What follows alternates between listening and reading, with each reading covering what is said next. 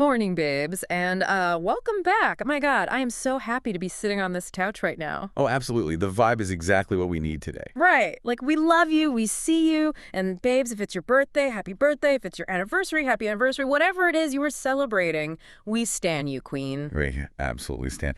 And honestly, just like setting the scene for you guys tonight, the vibe is just peak cozy Saturday evening. Yes, the best vibe. Like we have the wine poured, my glass is already dangerously close to empty, the snacks are aggressively present, and we have just had an amazing day. Literally the best day.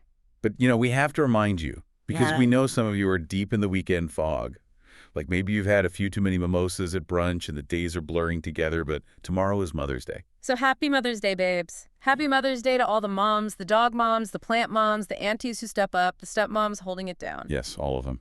Because, babes, tonight we need to discuss the women who raised us, shaped us, and, occasionally traumatized us on Bravo and TLC. Heavy on the traumatized. I mean, in honor of Mother's Day, we have to do a quick countdown of our top messiest moms from the reality TV universe before we even get into the Huntsville drama, because I am feeling so emotional about this. You're always emotional about this. Think about it.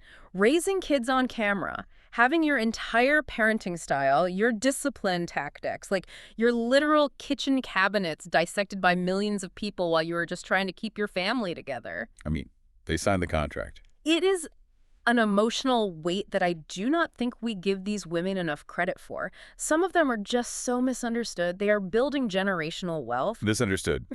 Babe, please, pour some more wine because the delusion is starting incredibly early tonight. It is not delusion. Building generational wealth is a very, cute, PR-friendly way of saying exploiting my toddler's temper tantrums for a storyline. Oh my God, you are so harsh.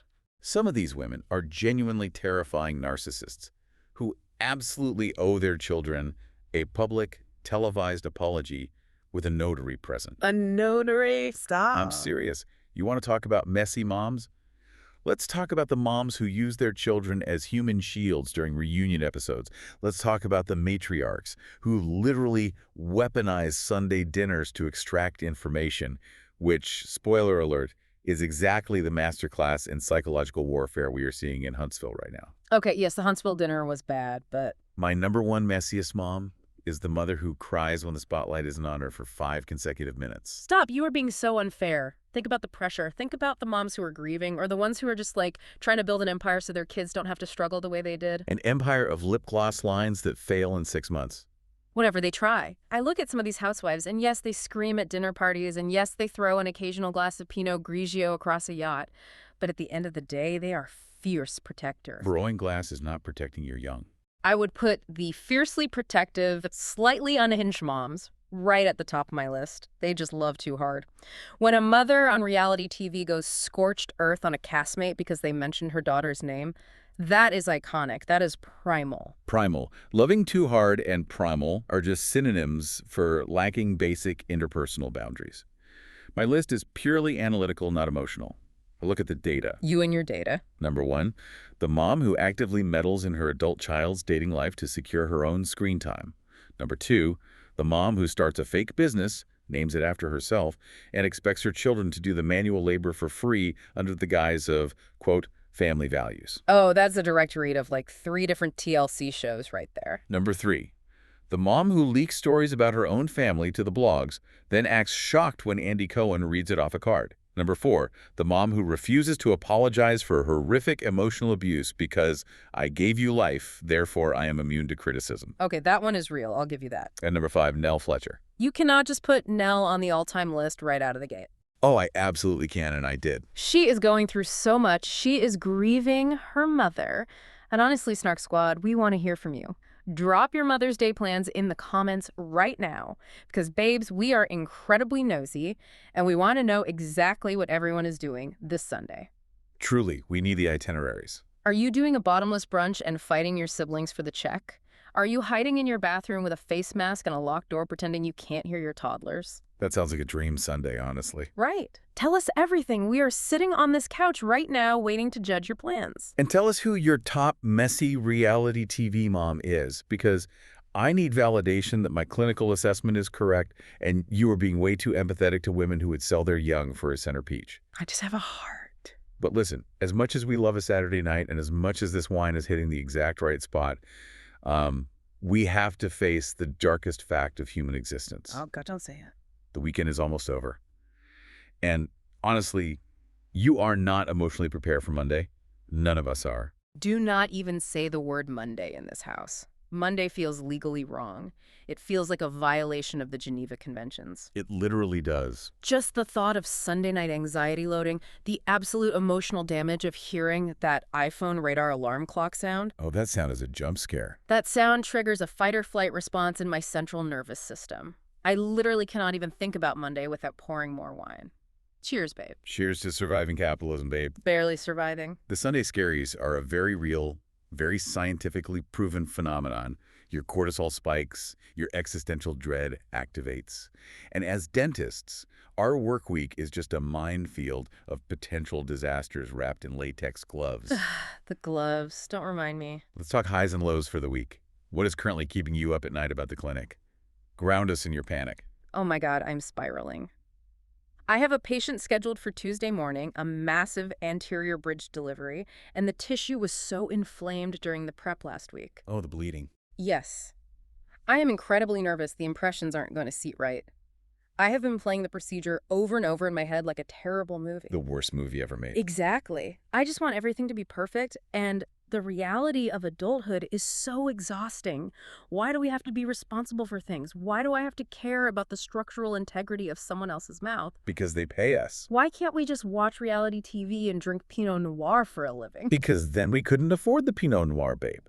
And the aesthetic we maintain on this couch requires a steady stream of income. That is so deeply unfair. My low for the week is just the sheer audacity of patients lying to my face about flossing. Like, sir, your gums are weeping. They're screaming for help. They really think we can't tell. I can see the truth. You don't own floss. But, to survive the psychological toll of the clinic, I sarcastically list the tiny ridiculous things keeping me motivated to put on my scrubs. Like what? What is keeping you going? This week, it's the new flavor of Profi paste we ordered. Mint chocolate chip. Oh, that is a game changer. It's the only thing keeping me tethered to this earthly realm. And honestly, I have one surgical extraction on Thursday that I'm actually looking forward to. Wait, you like doing those? There is something deeply satisfying about a clean, complicated pull. It's the only control I have in my life. You are terrifying when you talk about extractions like that. You get this look in your eye that belongs on a true crime documentary. I am just a professional who appreciates a good root structure. But babes, let's pivot from our own exhausting, cavity-filled lives to the exhausting, drama-filled lives of the Huntsville crew, because we are dying to unpack Season 11, Episode 10. The title alone, Invitation to Interrogation. Yes, let's get into this, because this week's showing was an absolute masterpiece of messy, poorly executed PR spins, financial posturing, and boundary violations that should require a restraining order. It was so much. This wasn't just reality TV. This was a sociological study on delusion. So we have to start with Martell and Chris finally meeting up. They are on a construction site looking at the framing of Nell's new boutique, Posh and Prissy. That name, by the way. Right. And I just have to pause before we even get to the dialogue because Nell has been absolutely hounding Chris for 3 years for a brick and mortar store. And I am just spiraling over this because is this the right economy? Absolutely not. Opening a high-end boutique right now. Who is buying custom blazers in this inflation? Literally nobody. That's a massive financial risk. But Nell doesn't care about the macroeconomic climate. She cares about having a physical location she can point to and say, I am a boss. It's totally an ego thing. It's an ego monument. Yeah. But let's look at the actual conversation first because it's so telling. Before they even get to the boutique logistics, Chris fills Martell in on finally standing up to Marcel, or Morrow as they affectionately call him. The nicknames kill me. Regarding his real estate license. And Martell is practically glowing with pride. He's beaming. He looks so happy. He is looking at Chris the way a proud father looks at his son hitting a home run. He is so happy that Chris finally asked Marcel who the hell he thinks he is. Martell just loves seeing the Scott brothers put in their place. He lives for their downfall. He even brings up how Marcel takes forever to do basic jobs. pointing out that Kimmy's property still hasn't had any work done. It's so petty. It's literally just men gossiping on a construction site.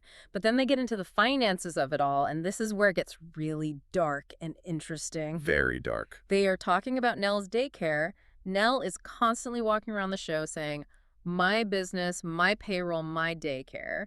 She owns that identity. Her entire personality. Right.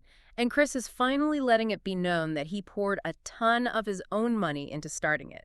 He claims he put down between $100,000 and $150,000 of his own money back in the day to get the doors open. A decent chunk of change. But then he says, to start a daycare today, it would cost at least $750,000. $750,000. Okay, and this is where we have to pause and apply some actual analytical rigor, because I am pulling in the Snark Squad consensus from the Reddit threads. Oh, Reddit was having a field day with this. The fans were immediately calling this out. We had a commenter specifically saying, why is Fletcher exaggerating about it, taking $750K to start a daycare business?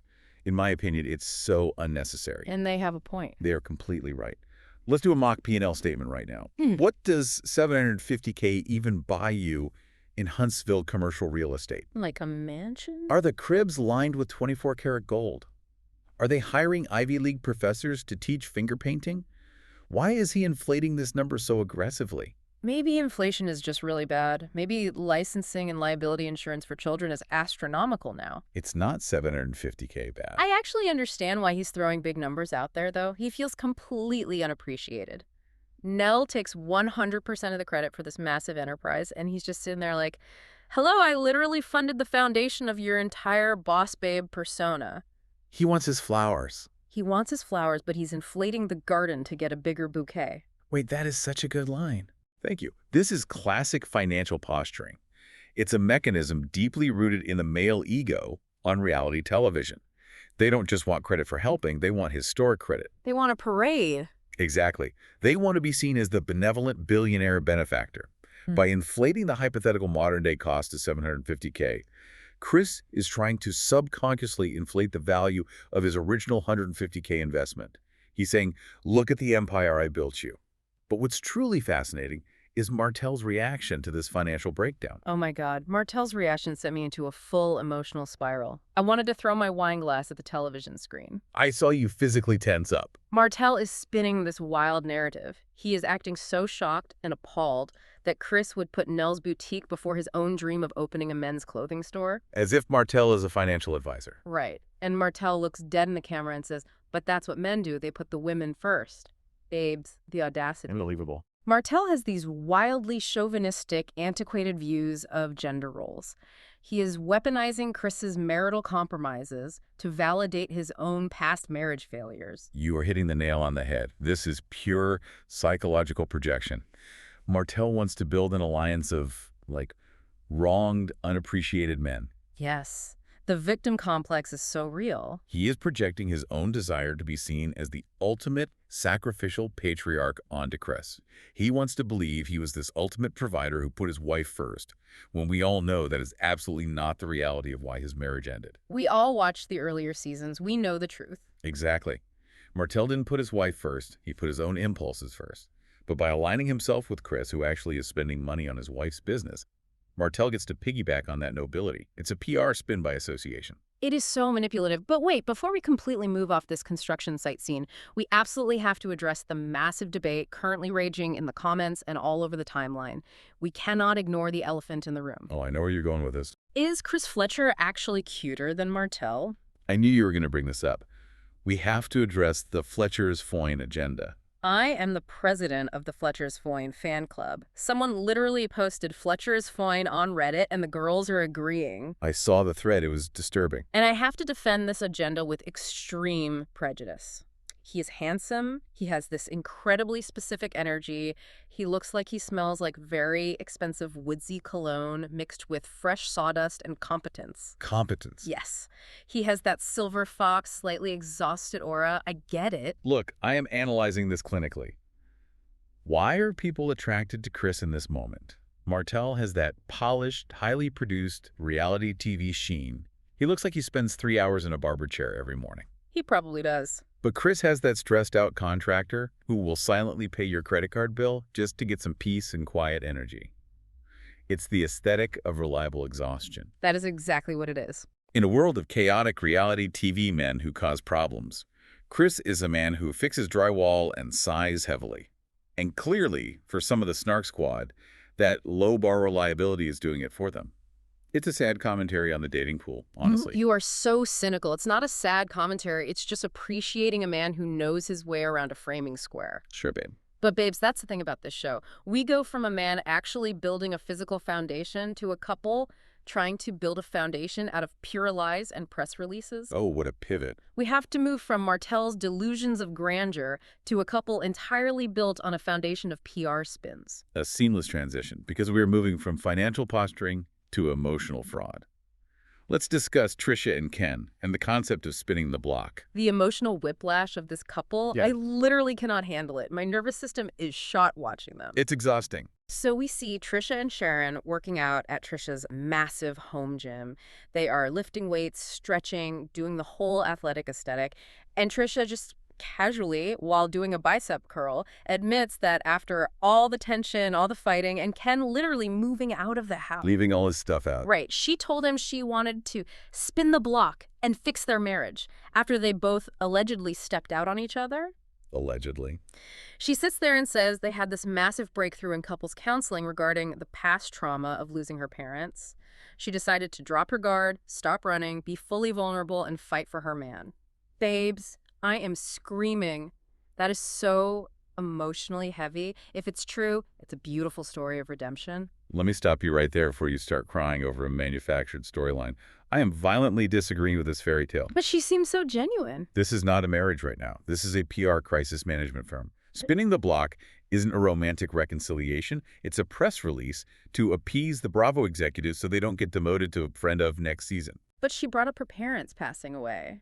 You can't fake that kind of grief. I am not saying her grief is fake. I am saying the application of that grief to excuse infidelity and orchestrate a reality TV comeback is highly calculated. Oof, that's dark. Look at the language she is using. Real couples in crisis do not speak in perfectly packaged reality TV catchphrases like spinning the block. They are using therapy buzzwords, like vulnerable, reconciled, breaking down walls. Right. They do that to mask a deeply fractured, probably unsalvageable dynamic.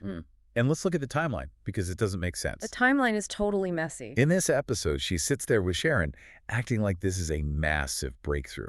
We are better together, no more spinning the block with other people. But then, if you watch the preview for next week, she suddenly tries to walk it back entirely. Yes.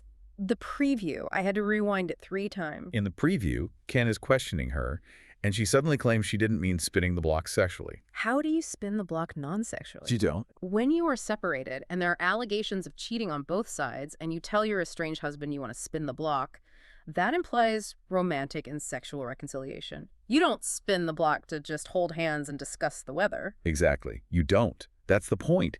She is employing what I call narrative spaghetti. Narrative spaghetti. Yes, they are just throwing plot lines at the wall to see what sticks to secure their spot on the show.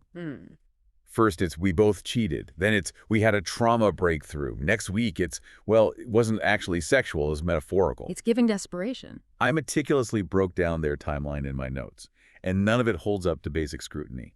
The Reddit threads are exhausted by them. The fans are begging for them to be taken off the screen. Someone literally said, either cast Shake Up or cancel it. Wow. Trisha is contradicting herself in real time. The better together narrative is held together by denial and a desperate, transparent need for screen time. It makes me so deeply sad, though. If you are really using the passing of your parents as a plot device to excuse marital messiness and secure a contract, that is a dark energy. That is a heavy, dark energy to bring into a Saturday night wine session. It's the reality of the genre, babe. But you know what? That's the reality of reality TV. People manufacture storylines. But if we want to talk about fake apologies and PR spins, let's contrast that with a woman who is out here actually securing real estate and absolutely refusing to play the fake makeup game. Let's talk about Destiny. Yes, Destiny versus Tisha. Real estate and refusals. Because while Trisha is manufacturing storylines, Destiny is out here living in the actual, unproduced reality of her life. Exactly. So Destiny meets up with Nell and Martell to celebrate closing a massive real estate deal. She is getting her groove back. She really is. She went through a terrible divorce. She reinvented herself, and now she is securing the bag. We love a working queen. I was so happy for her in this scene. She looks stunning. She is eating her Cobb salad. She's celebrating a win. But, of course, now, Nell cannot just let this woman eat a hard-boiled egg in peace. Nell has to bring the messy instigation. Nell is a producer in civilian clothing. She is employing a tactic I like to call proxy drama. What does that mean? Nell has a lot going on in her own life. Grief, a new business, marital financial strain. So, to avoid looking at her own mess, she focuses intensely on the mess of others. Deflection. Yes. She heavily implies to Destiny that if Kimmy hadn't physically held Tisha back at the drag brunch, Tisha would have absolutely attacked Destiny. Nell is totally poking the bear, trying to rile Destiny up and reignite a feud that had temporarily cooled down. And I am so emotional about this because I have to defend Destiny's reaction here with my entire chest. Destiny doesn't take the bait the way Nell wants her to. No, she stays incredibly calm. Destiny correctly points out that Tisha is all talk. She looks at Nell and says, I walked right past her and she didn't do anything, and the tape backs her up. We all saw the footage from the brunch. We all saw it. Destiny walked right past Tisha. They were inches apart. Tisha had the physical opportunity to do something if she really wanted to, and she froze. She didn't move a muscle. Tisha is all bark, no bite. She only acts tough when there are 3 people standing between her and the person she is yelling at. Let's break down the actual psychology of this feud and the staggering double standards at play, because it is wild. Tisha operates using a form of reality TV reactive abuse. Yes, explain that. Think about what Tisha gets away with. Tisha gets away with calling Destiny a hoe on camera. She gets away with completely insulting Destiny's business acumen, saying she doesn't know what she's doing in real estate. Which is so uncalled for. She launches these deeply personal, below-the-belt attacks on Destiny's character and livelihood. But the absolute second Destiny makes one targeted, slightly shady comment about Marcel. Suddenly, it's World War III. Tisha acts like a war crime has been committed and completely signs off on the relationship permanently. The double standard makes me sick. Why is Tisha allowed to go below the belt, but Destiny has to take the high road? And then to make it worse, Martel, who is sitting right there, has the nerve to ask Destiny if she plans on apologizing to Tisha. Markel. Apology police. Right. Martel, who has never issued a sincere apology in his life, is suddenly the peacekeeper. And we celebrate Destiny in this house for holding her boundary. She looked Martel dead in the eye, didn't even blink, and said, "No, I am not apologizing first. If she doesn't apologize to me, I am not apologizing to her." Good for her. It is so incredibly refreshing to see someone on reality TV actually stand firm. The entire ecosystem of these shows is built on fake makeups to keep the ensemble cast filming together. Destiny refusing to play the game is a massive disruption to the formula, and I respect it clinically. I respect it so much. Speaking of boundaries and people who disrupt the peace, let's talk about the woman who has absolutely no boundaries whatsoever. None. Oh boy. The woman who treats boundaries like a suggestion. Let's talk about Nell Fletcher and the Dinner of Doom. Oh, brace yourself, Snark Squad, because this scene should be studied in abnormal psychology classes. If we're talking about proxy drama and orchestrating a hit, this is the Mona Lisa of meddling.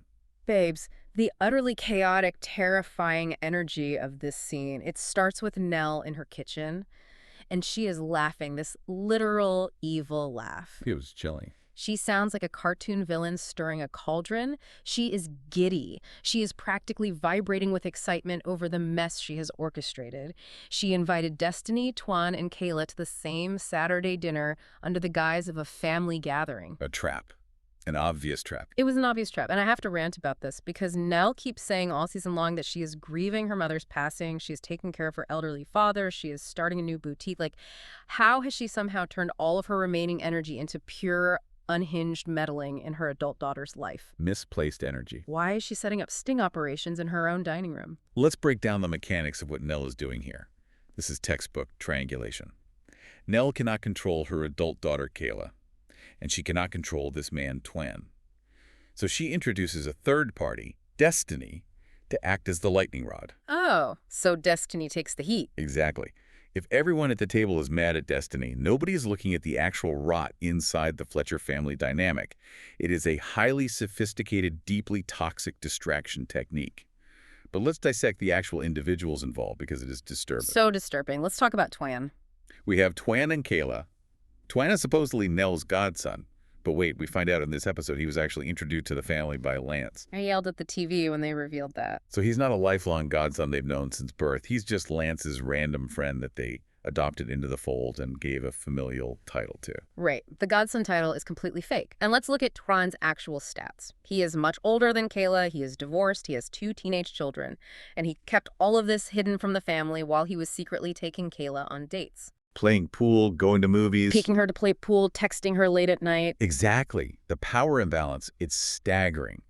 Why is Kayla, who is a young adult with no kids and has never been married, dealing with this absolute F-boy? She doesn't know any better. Twan is a walking parade of red flags. And Nell and Chris feel totally blindsided that this guy, who they viewed as a protective older brother figure, is sneaking around with their youngest daughter. They feel betrayed by the men in their circle. So what would normal parents do? And normal parents would sit Twan down privately, man to man or mother to godson, and say, what are your intentions with our daughter? That would be the healthy approach. But do Nell and Chris do that? No. They pulled Destiny into a separate room. They literally corner Destiny in the kitchen while she is holding a plate of macaroni. The visual of Destiny trying to balance a plate of catered food while being interrogated is high camp.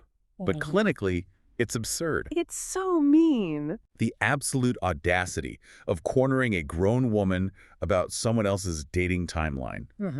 Chris is grilling her like a homicide detective. Are you and Twan dating? When were you dating? Is there an overlap with Kayla? It is fundamentally none of their business. If you want to know what Twan is doing, ask Twan. And Destiny handles it so elegantly. She doesn't raise her voice. She says, look, I don't mind who guards my body, but that man is free. Kayla is grown. Leave me out of it. She kept it classy. She explains she went on one lunch date with him weeks ago specifically to nip the rumors in the bud because she heard he was talking to Kayla. She was trying to be a good friend. But then Twan. Let's get to Twan. Oh my God, Twan. We have to talk about Twan's defense because I am screaming about his ridiculous excuse. Honestly, part of me respects his audacity. He is setting a boundary. He's an Aquarius. Are we really enabling weaponized astrology right now? Well, he is not setting a boundary, babe. He is building a trapdoor. Let's analyze the Twan defense. Chris finally pulls Twan aside before Twan magically has to go to work right in the middle of dinner. How convenient. Very. And Chris asks him point blank, what is going on with Kayla? And Twan looks this man in the eye and uses what I call the ambiguity shield. He says, we vibe well. We're both Aquariuses. We aren't exclusive. I just don't want to hurt her. But Aquariuses are known for being emotionally detached. It tracks. Stop defending him. The audacity of this man. He is an older, divorced father playing Peter Pan. He flirted with Destiny. He literally told Destiny about the Kayla rumors in the first place, and now he is playing innocent with Chris. It's so messy. By leaning on astrology, we're just Aquariuses vibing. He creates plausible deniability. It's a calculated mechanism to retain the benefits of Kayla's attention while legally, in the reality TV court of law, owing her zero commitment. Ugh. Men are exhaustingly predictable. He is hiding behind his zodiac sign to avoid accountability for stringing along a girl significantly younger and less experienced than him. And the craziest part, the parents are somehow more mad at Destiny than they are to the 30-something man manipulating their daughter. Yes, you are totally right. They want Destiny to be the villain so badly, which leads us to the most delusional, unhinged moment of the entire episode, the bump. Oh, the bump. Babes, I am spiraling about Kayla claiming Destiny bumped her maliciously at the stove.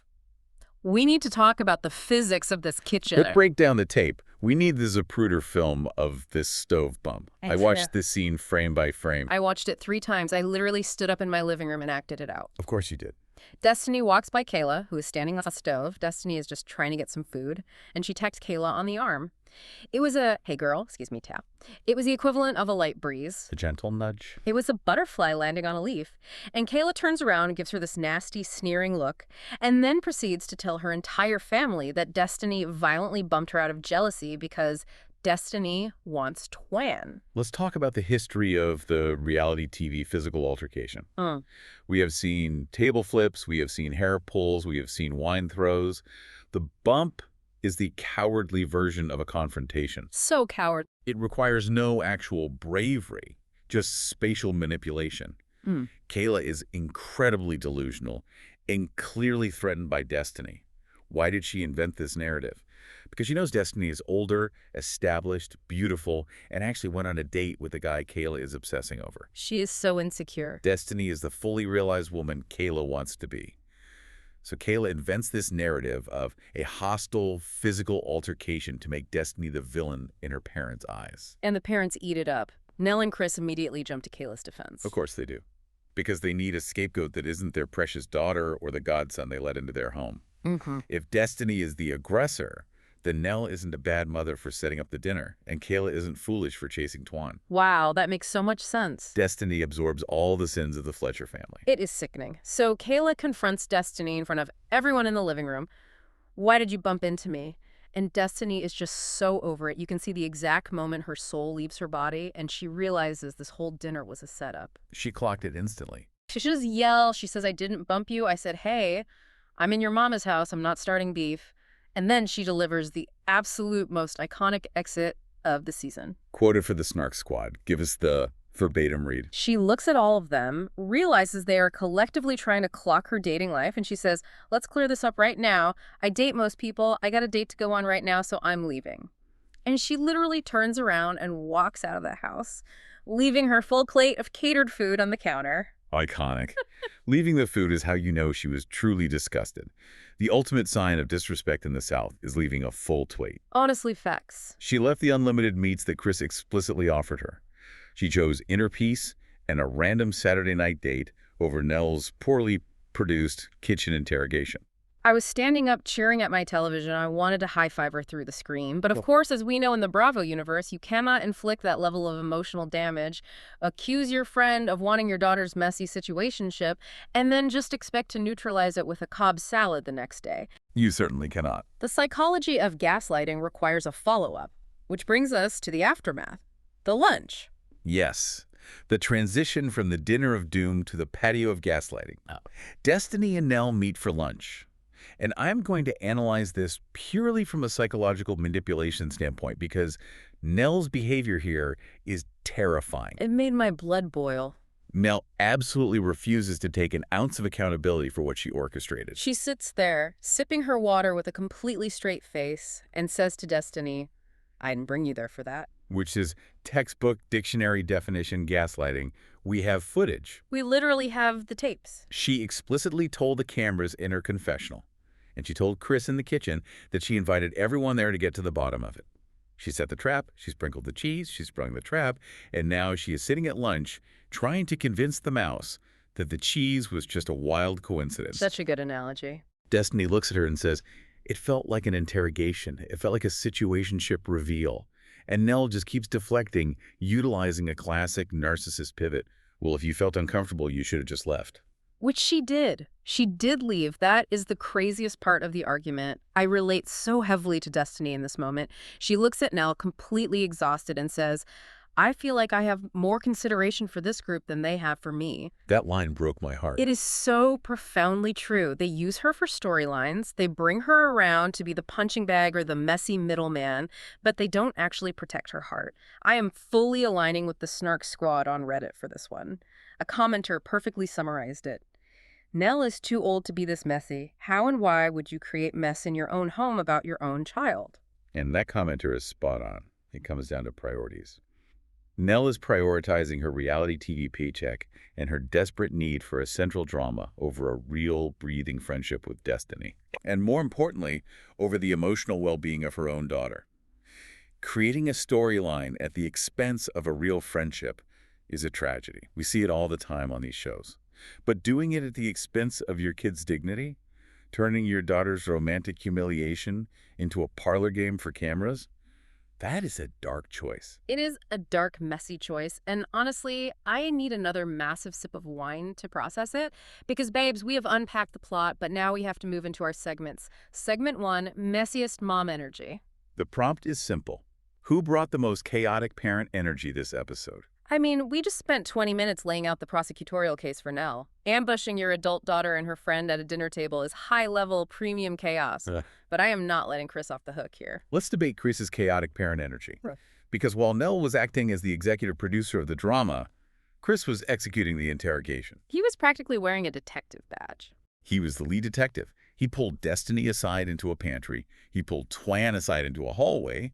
He is interrogating his daughter's situationship while simultaneously demanding praise and historical flowers from Martell for funding a daycare 3 years ago. Chris is giving that very specific suffocating dad energy, the kind of dad who feels financially responsible for everyone in his orbit, so he thinks that financial investment gives him the right to control the narrative of their lives. Oh, absolutely. Control through funding.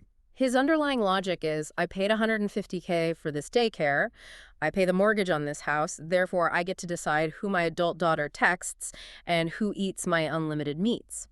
It is a messy, deeply controlling energy. It is controlling. Yeah. But ultimately, we have to look at causality. Chris is reacting to the mess Nell created. Nell baked the toxic cake. Chris is just aggressively trying to cut it and serve it. True, Nell started it. Nell takes the crown for acting like a Bravo producer in her own kitchen. She brought the evil laugh. She brought the guest list. She wins messiest mom energy. I have to agree. The evil laugh solidifies it. Nell takes it.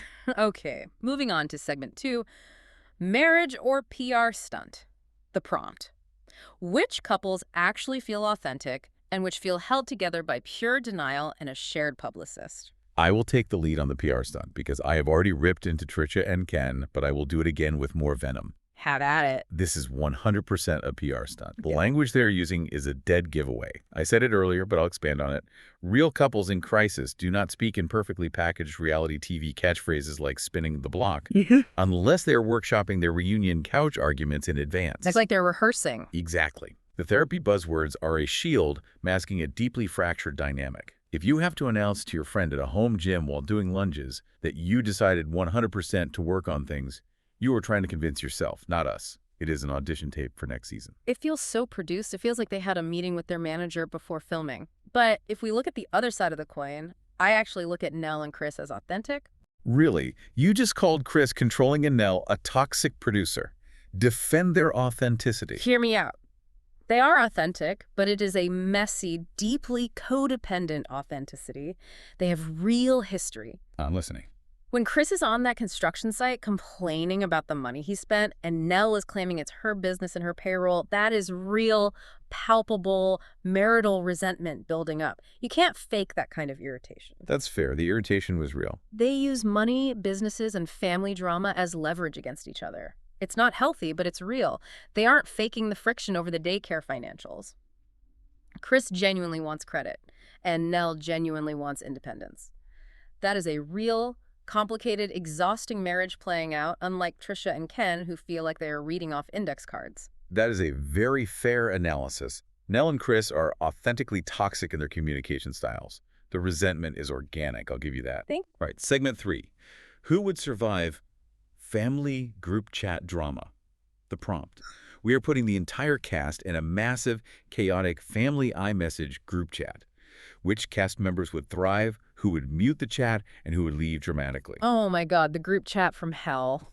The blue bubbles of doom. Okay, who thrives in that environment? Lance and Twan, absolutely. They live for the chaos. Lance is the guy sitting at that dinner table grinning while his sister's getting interrogated. He really was just watching the show. In a group chat, Lance is the guy who screenshots a private conversation, drops it in the main chat, says, oops, wrong chat, and then puts his phone on airplane mode and watches the world burn. Yes. Lance is the ultimate troll, and Twan thrives because he speaks in riddles. He would just drop an Aquarius meme in the chat when confronted about cheating and then disappear for 3 days. They are the chaos agents. Okay, who mutes the chat? Chris. Without a shadow of a doubt. This man dropped $150K on a business just to get Nell out of his hair and get some peace and quiet. He is absolutely putting that group chat on Do Not Disturb indefinitely. He definitely has his phone on silent all the time. He probably doesn't even know how to check his notifications. Okay. He opens his phone once a week, sees 400 missed messages, sighs heavily, and closes it. I can picture him right now looking at his phone on the construction site, shaking his head, wiping sweat off his brow, and going back to hanging drywall. And finally, who leaves dramatically? It has to be Destiny. It is Destiny. Just like she literally walked out of that dinner leaving a plate of hot food behind to go on a date, she is hitting leave group the absolute second. Nell starts typing a paragraph. Nell would be typing for 5 solid minutes, crafting the perfect multi-paragraph gaslighting text. And before she even hits send, Destiny has exited the chat, blocked the number, and is ordering a dirty martini at a dimly lit bar. I aspire to have Destiny's leave group energy in all facets of my life. Which brings us, sadly, to our final segment. Segment 4, Sunday Scaries Check-In. The prompt. Let's ground ourselves before Monday ruins everything. Because we have spiraled about Huntsville for an hour, but we still have to wake up tomorrow and participate in society. Okay, I will go first. One thing stressing me out about Monday, besides the bridge delivery I already cried about, is the fact that I have to wake up and pretend to be a functioning adult who didn't spend her entire weekend dissecting reality TV feuds. The acting required is intense. I'm stressing about my alarm clock. Just the concept of time moving forward is giving me hives. But what I am romanticizing for the week, I am romanticizing my commute. I am going to make a highly curated playlist of 90s R&B. I am going to buy an overpriced matcha that tastes like grass just for the aesthetic cup, and I am going to pretend I'm starring in a music video while I sit in traffic. I love that for you. Delusion is a powerful coping mechanism. And my unrealistic goal that I am pretending I will accomplish, I'm going to meal prep perfectly on Sunday night. Yeah. Chicken, broccoli, brown rice in little glass containers. And I will not drink a single glass of wine until Friday. You are literally holding a glass of wine right now. It is touching your lips as you speak. I said it was an unrealistic goal. Let me live in my fantasy. Let me spin the block on my own sobriety. What about you, babe? Okay. One thing stressing me out about Monday is the looming annoyance of small talk with the dental hygienists. I love them. They're wonderful women, but I do not have the emotional bandwidth to discuss anyone's weekend on a Monday morning. Yeah. I need absolute monastic silence until 10 a.m. You are so grumpy in the morning. I am protecting my peace. What I'm romanticizing, I am buying an overpriced iced coffee, specifically from that one place downtown that uses the good pellet ice, just to feel something. The crunch of the ice is my therapy. Nugget ice is elite. And my unrealistic goal, I'm going to update all of my patient charts immediately after the appointment, instead of letting them pile up until Friday afternoon when I'm crying at my desk. The biggest lie ever told on this couch, you are never updating those charts on time. I have seen your desk. I know, but if I say it out loud, maybe the universe will magically grant me executive function. Oh, babes. Thank you to the Snark Squad for spending part of your precious Saturday evening spiraling with us. We needed this group therapy session. I feel lighter. We really did. Analyzing other people's chaos makes our own chaos feel manageable. But before we let you go back to your wine and your weekend, we need you to hit the comments. Yes, please comment. We asked earlier, but we are asking again directly. Tell us your exact Mother's Day plans. Who is your absolute ultimate favorite reality TV mom of all time? And seriously, how do you survive Sunday anxiety? Drop your coping mechanisms in the comments because we clearly need new ones. And standard housekeeping, babes. Please remember to like, comment, subscribe, and send in your own messy stories to us. We live for your drama. We want to read your group chat screenshots. We do. And we want to leave you with a final provocative thought to mull over while you try to fall asleep tonight and avoid thinking about Monday morning. Ooh, lay it on them. Based on everything we analyzed with Nell, Destiny, and Kayla, can a reality TV friendship ever actually survive once you bring someone's kids or their dating life into the crosshairs of a storyline? Or is that the ultimate point of no return? Oof, that is heavy. Mull that over, babes. Stay fabulous, stay messy, and we will see you on the Snark side.